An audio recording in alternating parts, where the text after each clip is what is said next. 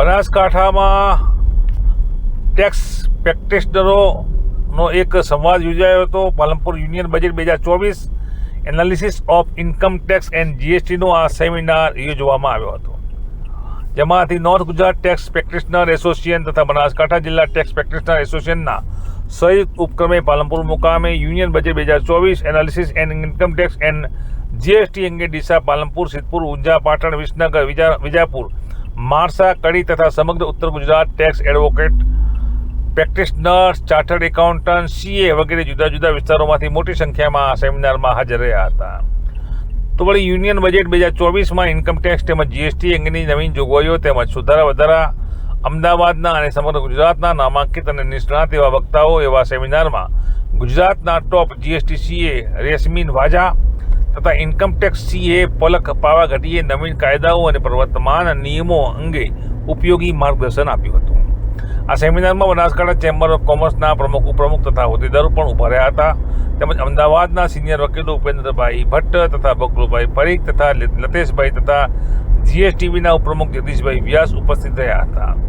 સમગ્ર કાર્યક્રમને સફળ બનાવવા ગુજરાતના પ્રમુખ દિલીપભાઈ ઠક્કર તથા મંત્રી નરેશભાઈ પરમાર તેમજ બનાસકાંઠાના પ્રમુખ શૈલેષ મહેસુરિયા તથા મંત્રી અશોકભાઈ ઠક્કર તેમજ સેમિનારના ચેરમેન એડવોકેટ શાંતિલાલસિંહ ઠક્કર, સુભાષ વિશાળ તથા ભૂતપૂર્વ સેક્રેટરી વિક્રમભાઈ ઠક્કર વગેરે કાર્યક્રમને સફળ બનાવવા માટે પ્રયત્નો કર્યા હતા.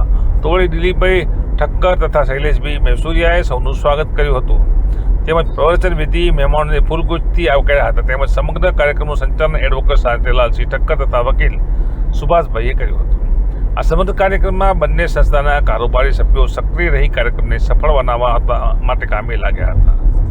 તો વળી મોટી સંખ્યામાં મીડિયા પ્રતિનિધિઓ પણ આ કાર્યક્રમમાં હાજર રહ્યા હતા.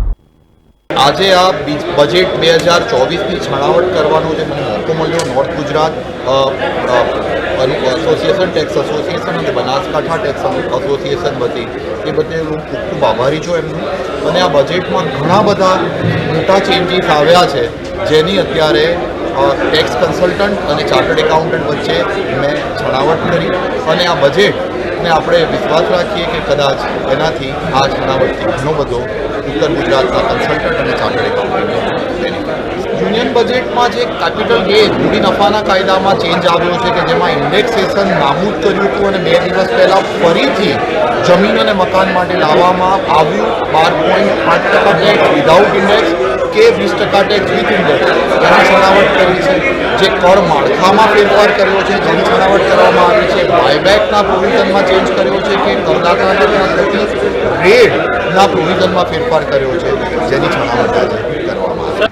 The Banaskantha tax bar association અને નોર્થ ગુજરાત ટેક્સ બાર એસોસિએશનના સંયુક્ત ઉપક્રમે યુનિયન બજેટ 2024ના એનાલિસિસ, આ બજેટના પ્રોવિઝન, ઇન્કમ ટેક્સ અને જીએસટી અંગે શું શું થયા છે તે અને સુધારા વધારા શું થયા છે તે અંગે સમગ્ર ઉત્તર ગુજરાતના જુદા જુદા સેન્ટરમાંથી ઊંઝા, પાટણ, પાલનપુર, વિસનગર, વિજાપુર, માણસા, ડીસા વગેરે સેન્ટરમાંથી મોટા પ્રમાણમાં લોકો આવ્યા છે. અને ગુજરાતના નામાંકિત 2 વક્તાઓ જીએસટી અંગે રશ્મીન વાજા સીએ અને ઇન્કમ ટેક્સ અંગે પલકભાઈ પાવાગઢી સીએ, બંને સુંદર રીતે અમને વિસ્તૃત સમજ આપી છે. અને ઝીણામાં ઝીણા પ્રોવિઝન જે ડાયરેક્ટ એફેક્ટ કરે છે એ પ્રોવિઝનો અમને સમજાવ્યા છે.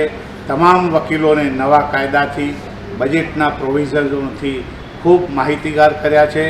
સાથે સાથે બનાસકાંઠા ચેમ્બરના પ્રતિનિધિઓ પણ આજે આ કાર્યક્રમમાં હાજર રહેલ હતા અને મીડિયાના મિત્રો પણ હાજર રહેલ હતા.